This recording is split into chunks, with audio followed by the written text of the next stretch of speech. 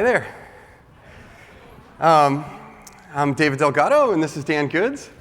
And you know, it was kind of funny. I grew up. I love my parents. They always used to tell me something that they said, you know, grow up to do something that you love.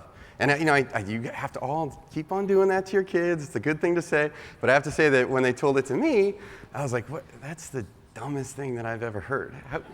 Because it's like when I was a kid, all I liked to do, I'd like to draw, I'd like to play games, and I couldn't possibly fathom a world that would pay me to do that. And so I sort of just pushed that aside, and I said, all right, well, I guess I'm going to have to work. And so I decided I'm going to pick the coolest thing, the most interesting thing that I could do. So I went to design school.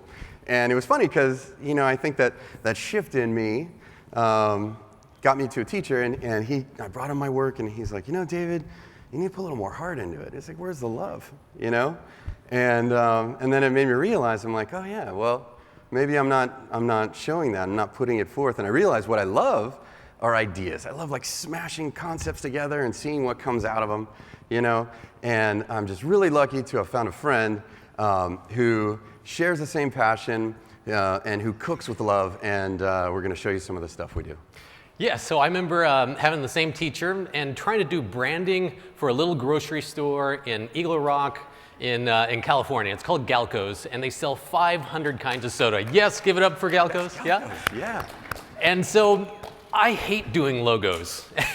And my teacher could tell that I hated doing logos. And he looked at me and he said, Dan, you know, you're too practical. You just need to go play. And you are so practical that you'll take the impractical things that you make and you'll make them practical.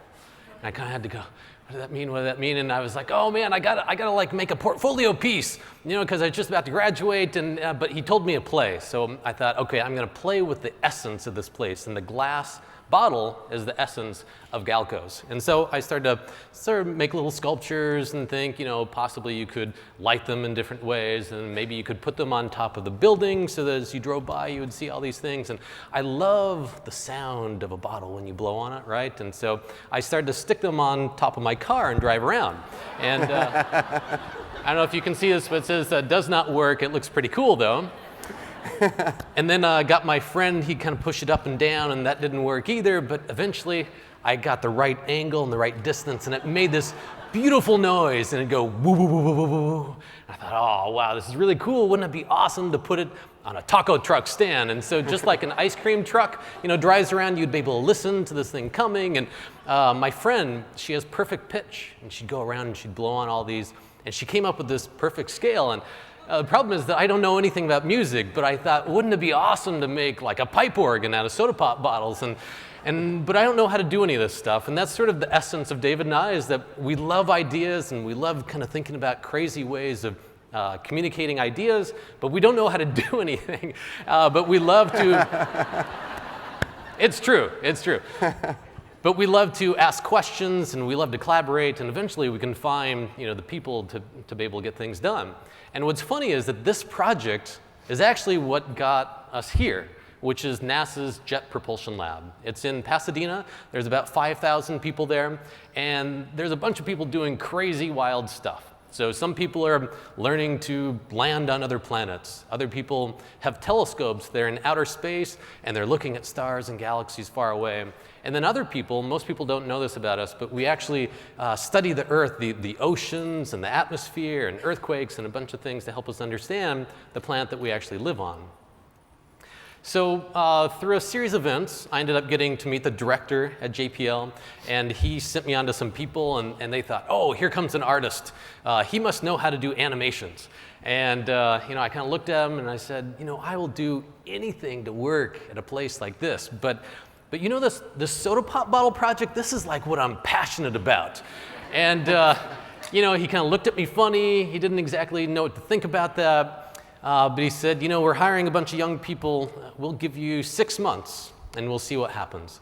And so that was 13 years ago. Now we have a team of 7 artists and designers doing a bunch of crazy stuff, and it's been awesome to work with David for most of that time. Yeah, a couple years ago, NASA and the European Space Agency, for the first time, they were going to land on a comet. And this is a picture of Halley's Comet. And you see comets and they have these big tails, right? And I always thought comets had tails just all the time, but I was wrong. And it turns out that the majority of the time they don't, but when they come close to the sun, they grow this tail. And so they asked us to come up with a way to celebrate this, And as the mission kind of came close to the comet, that's just when it was growing a tail. So the timing was really relevant. And so we said, you know what, let's give that to everybody else. And let's celebrate it by allowing people to be inside the growing tail of a comet and watch a comet change. And so we did. And this is what we created. This is a sculpture that is filled with all of these sprayers, and they spray out this growing tail. And what we wanted to do is kind of just stoke that fire inside people, to stoke that wonder that's inside them, and really just provoke curiosity. That was our whole intention. We wanted to get people to leave wanting to know more. And in the studio, we call it sneaking up on learning, right? And so when we saw kids like this, playing inside it, this was sort of our dream. This is what we wanted, because not only did we want them to ask a lot of questions and sort of be prepared to learn more, but we wanted them to feel a little bit of joy and walk away and hopefully have had an experience that they'll remember, and remember that they've had questions about comets before. And it's also great when improvisational dancers show up out of nowhere. She was great, and there's more than a few weddings that came by. I would love to have these photos in our office so that we could, it was just something really special. You never know what's going to happen when you put things out in the world. Yeah. So when I first got to JPL, they were talking about trying to find planets around other stars. So we live in our solar system. There's 8 planets plus Pluto, whatever you want to call it. I still think it's a planet. But they wanted to find them around other stars. And one of the cool things at JPL is that what you see here is a grain of sand. And I was able to drill a hole into a grain of sand. And it's kind of fun tools to kind of have around. And so the grain of sand represents the Milky Way galaxy. We live in the Milky Way galaxy. There's hundreds of billions of stars within that. And this hole represents where we live, but it also represents where we've already found thousands of planets that orbit other stars, other suns. And we're going to find tens, if not hundreds of thousands of other planets within this little teeny tiny area, let alone the rest of our Milky Way galaxy. And then if you want to show all the other galaxies that we know about, you need 6 rooms full of sand to show all that. And so I would put together these installations with sand all over the place and a little magnifying glass, and you'd look through it and you'd either feel like really depressed because you feel so insignificant, but to me this makes me feel really, really significant instead.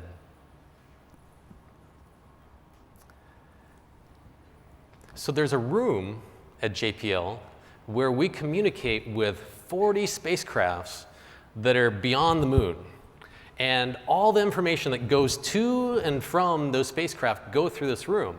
And we put together a sculpture that responds to that. And it's, we get an RSS feed from it. And as we are receiving data from a spacecraft, at that moment, data will start flowing down, lights will come down. And then as we send information up to a spacecraft, lights go up.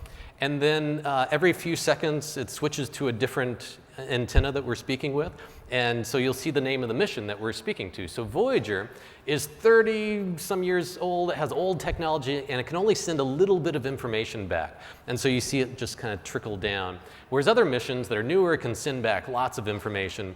So the more lights mean more information is coming back and forth, and less light is less.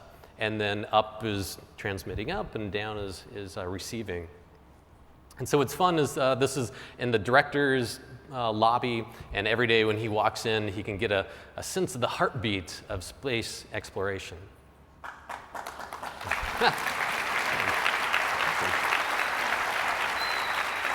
We only have 20 minutes. We can't stop for that. No. So that was a very visual piece. The next piece that we're going to talk about is one all about listening. And so in my head, I can imagine that there are spaceships in outer space, right? But I don't really have a good sense of where they're at. And even if I were to look at a screen, it's not going to help me. And so we've always wondered, could could we just like close our eyes and listen and hear a noise that would represent a spacecraft? And as it moves across the sky, you could listen to it move, much like a bird flying over your head. And so we got a chance to do this, and we knew we needed to build a listening device. And so we built this. It's a giant shell, working with our friend Jason Klomoski, who's an architect. And we wanted it's something big enough that you could walk into. Because on the inside, we filled the entire interior of this dome with a large number of speakers. And the sounds that came out of those speakers were connected to the location of spacecraft. So as that spacecraft moved across the sky, the sound above you moved across the dome. And so it was a linked relationship where the two were together, and the spacecraft drove the sound across the dome. And what it did is it gave people this experience where they could close their eyes and have a visceral sense of something that is just impossibly far away. And so we've done this a couple times in New York. It's coming to LA in the spring. So if you happen to be around, it'll be at the Huntington Gardens. This next piece, every once in a while there's like a really unique moment in time. And there's a spacecraft that's on its way to Jupiter right now. It's called Juno. It'll arrive there on 4th of July this next year. But before it got there, we sent it out towards Mars, and then we brought it back so that we could get really, really close to the Earth so the gravity of Earth could slingshot us out to Jupiter. We just don't have a big enough rocket to go straight there, at least not very quickly, so we use the energy of the Earth to slingshot us out. And so we were trying to think, what could we do at this special moment in time? And so we kind of thought back to the original form of social media, and this is what we came up with.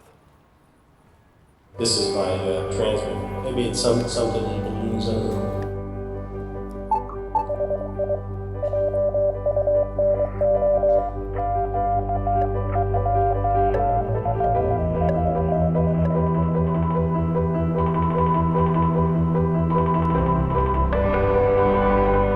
The Juno experiment is something that a group of us came up with. The biggest challenge we had was we didn't know if this was going to work or not.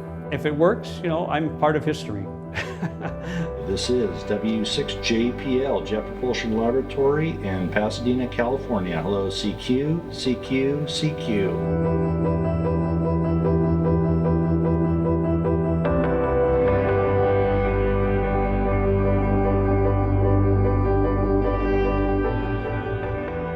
The Earth's flyby is Juno's way of gaining some extra speed and changing direction so that its orbit can take it to Jupiter. We said, what if we actually sent something to Juno? Basically came up with the idea that we could send Morse code to Juno, enlist the support of amateur radio operators around the world.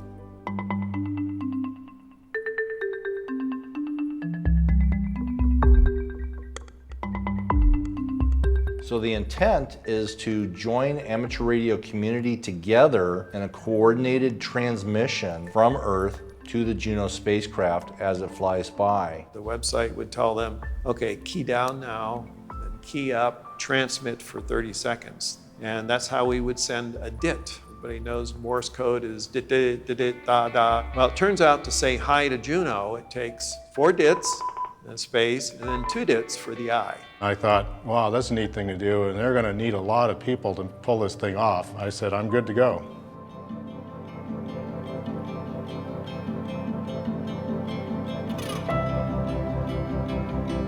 We're getting ready right now. Here we go. And now we are transmitting here.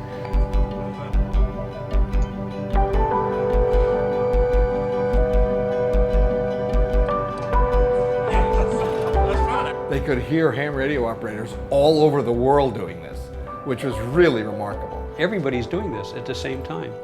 Thousands and thousands of hams. With any luck, the Juno spacecraft will be able to listen and hear all these amateur radio transmissions. And so what we're doing now is we're looking at the data that's come down to see if we can put together that signal that says, hi. Will it work? Who knows?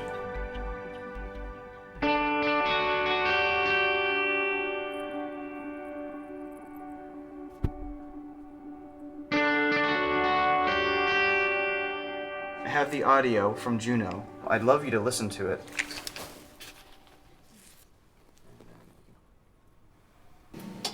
Come on. This is it.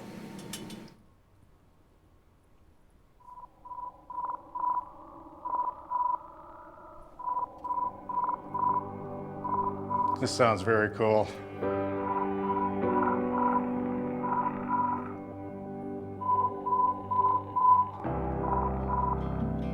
And it actually worked, and it heard us. When you think about what it is, it was really, really amazing. How many times do you get to say hi to a spacecraft that's flying by your planet? To be a part of it, that was very great. More than thinking about what it means to me, I think it's just such a great thing that humankind has the ability to think beyond our own environment. It's the curiosity, it's the adventuring spirit, I think, that the space program has given us. Hi, Juno! Hi, Juno. Hi, Juno. Hi, Juno! Hi, Juno! Hi, Juno. Goodbye, thank you. Okay, take 17.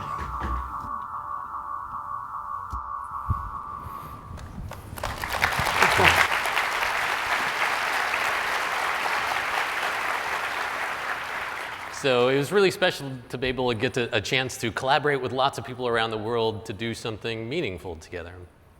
Now, David and I, this is a great day job. We have lots of fun doing it, but we also get to do art projects around the world. We don't have a whole lot of time to talk about those, but every once in a while we get these really strange emails. And got one about 1.5 years ago from a friend of mine, Ivan Amato, and he wrote me up and he said, Dan, there needs to be a museum of awe, and you need to run it.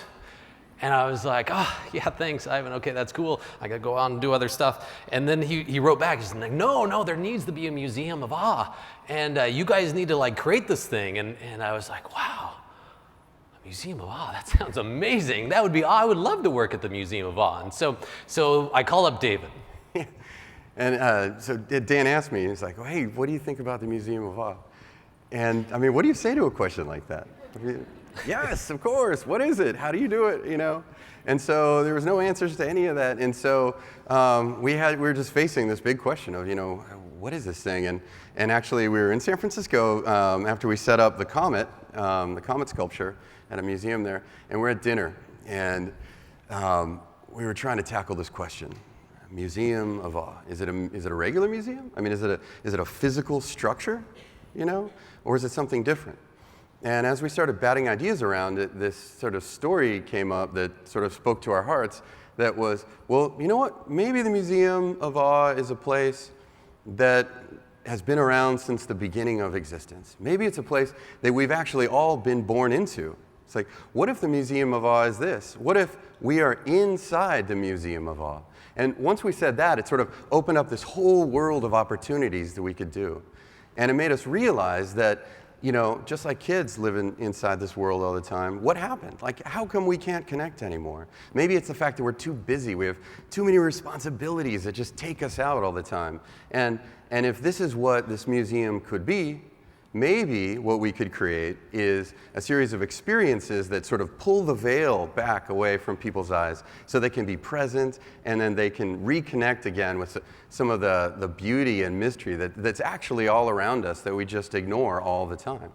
Yeah, and so we started to think about like what kind of experiences could these be, and maybe it's like an art museum, but it's not pretentious.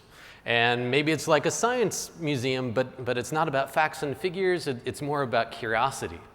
And what if it's more like a theater, but instead of being in the audience, you're actually on the stage, and there's musicians and there's actors that are all around you and interacting. So then we started to think about, well, you know, do we need a building for this, or should this be like a pop-up experience? And so, you know, maybe a pop-up museum would show up and it'd be there for a year, or maybe it's there for a week, or maybe it's only there for a day. And what kind of topics might be there? And you know, some of it could be the awe and wonder of the stars and galaxies, but I'm actually really interested in the awe and wonder of what's inside of your kitchen or your bathroom, or you know, those things that we just don't see, but also about the human condition. You know, I mean, despite what the news has to say, there's an amazing capacity that humans have to love one another, right? And whenever I've heard one of these stories of a human being doing something remarkable, giving of themselves and sacrificing even to death for others, that's such an awe-inspiring moment. And so the goal of this museum is that when you leave, that you are reminded that it's a gift and a privilege to be alive. And what I'm going to show you next is a little experiment. What good would a NASA person be without a little experiment? And that kind of helps guide us. And so I'm going to get on you got to have some gloves here. Gloves. You can take that off. I'm going to take that off. Okay, so what I'm going to show is called a cloud chamber. You can go look that up sometime. And what it is, so we got some dry ice here. Dry ice, whew, it's cold. That's what it's supposed to be. So what happens here? Take this off? Yeah, okay, what happens here is I have a little fish tank, and this is going to be like the cooking show, okay? So fish tank, inside of here you would have isopropyl alcohol, and you would put it on a piece of aluminum, and then, I love this part, you put the aluminum on a piece of ice.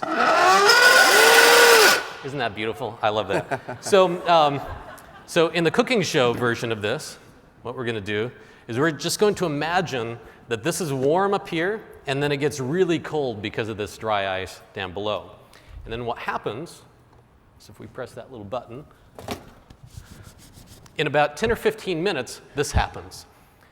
All of a sudden, because it's hot up here and cold down here, there becomes this gradient, and what happens is that the isopropyl alcohol starts to fog, and it sort of looks like it's snowing.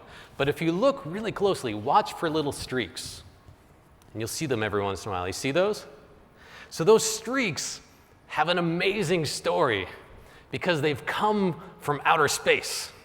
So a long time ago, a star exploded, or maybe it smashed into another star, and it spewed out particles all over the place. And these particles have been flying through space for millions of years, and some of these particles get all the way to our Earth and go through the walls of these buildings and then smash right into this little fog. And for a fraction of a second, it proves to us that there is an invisible world that are all around us. And it's not only around us, but it's through us, because millions of these things are flying through you this very second. Right? Yeah. So what's crazy is that, so our bodies are made of atoms.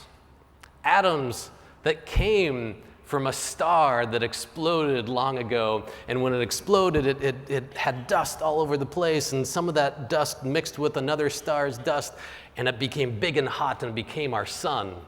And then some of the other dust became the planets, and one became Earth, and some of these atoms became like the trees and the animals. But it's at this moment in galactic history that some of these atoms have become you and become me. It is a gift and a privilege to be alive. And this is what, yes, exactly.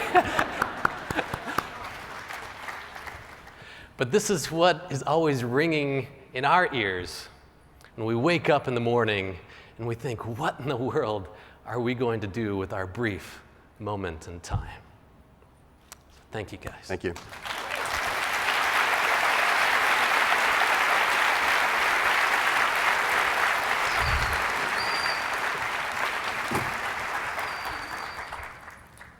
Go ahead, wherever you want to sit. I don't know if I want to sit that close. That was amazing.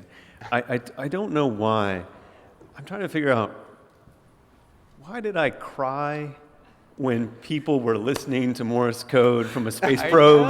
Like, what is that about? I know. Man, I tell you, literally, like, it was probably a week before that was supposed to happen.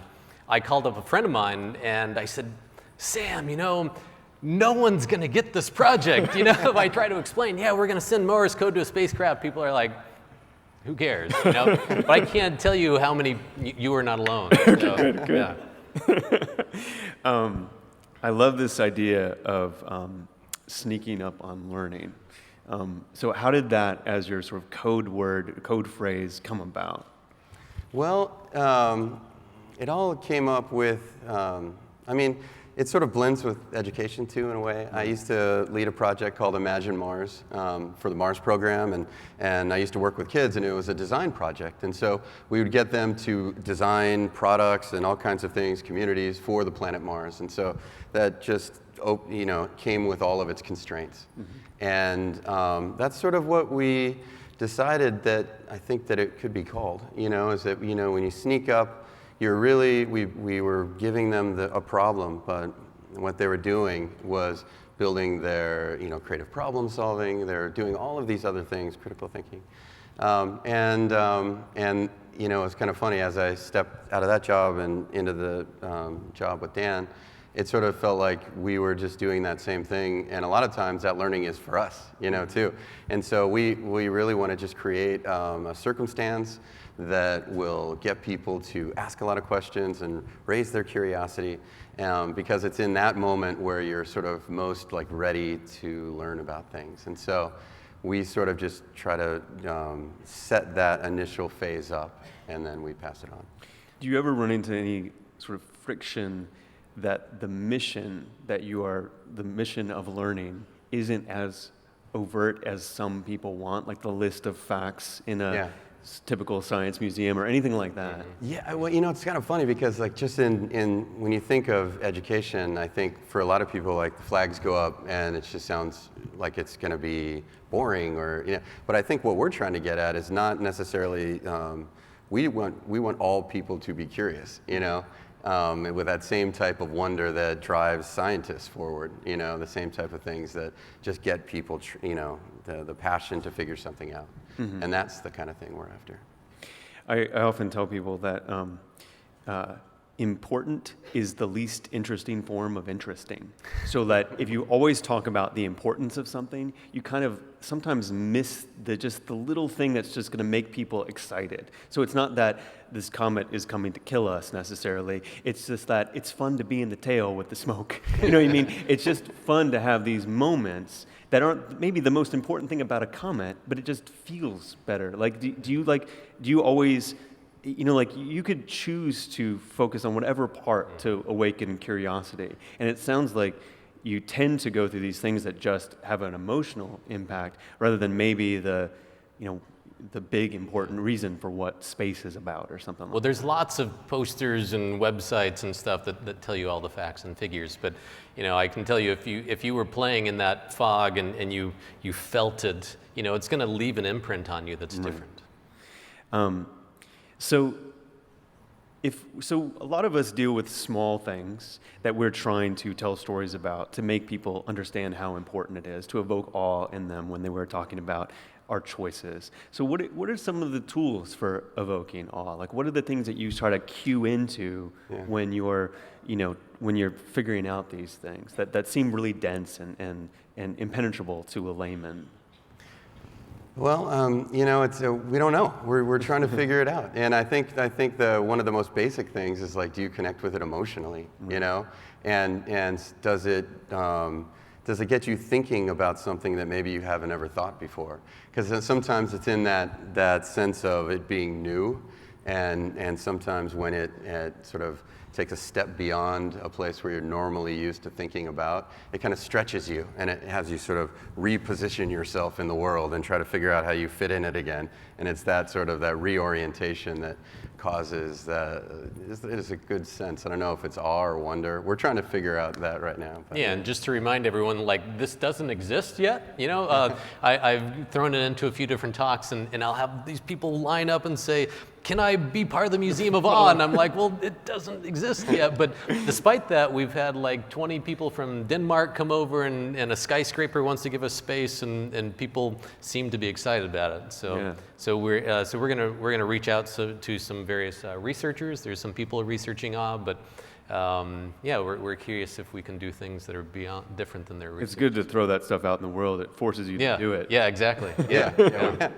We've been operating too. on like the like improvisational rules lately. Right, yeah. It's like yes, yeah, yes, and then what? So this is a big yes. But you know, our idea is really to put this forward so that it's not ours. Really, it belongs to everybody. So we want to use sort of the people who want to contribute to it to help build this. You know, and you know, we want to help to curate these experiences, but.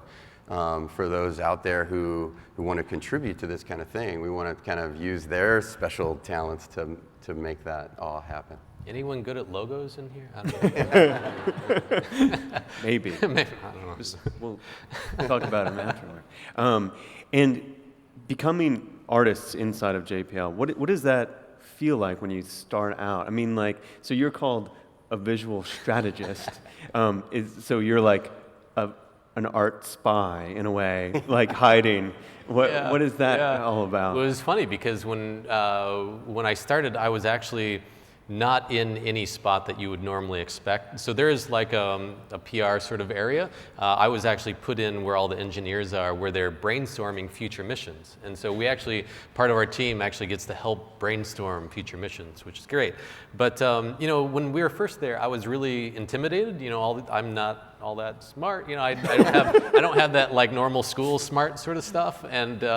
And then I would sit in a room and listen to a meeting, and I'd be like, I have no idea what they're talking about. And I'd go out and I'd say, hey, what were they talking about? And he'd not say, to me, but yeah, not to yeah, sorry. Pretend I'm a PhD. Right. Pretend he's a PhD, and they'd say, oh, I have no idea what he was talking about either. And I'd be like, what? You're supposed to know all this stuff. And then I realized that like everyone they've always been the smartest person, so they're afraid to ask the stupid question, right? And that's our job. Yeah, so it's our job is to ask the stupid question, and it works really well. I mean, really the smartest engineers and you know, leaders at JPL are the ones that just ask the clearest, you know, basic questions, because it doesn't matter what field you're in, it's so easy to use all the terminology and gobbledygook that we all build up that keeps us from like being clear, right? And so we see that there, and fortunately they appreciate it. Well, that's remarkable. I can't wait to see the museum. Well, thank you so much. Awesome. Thank you. Thank you. Thanks,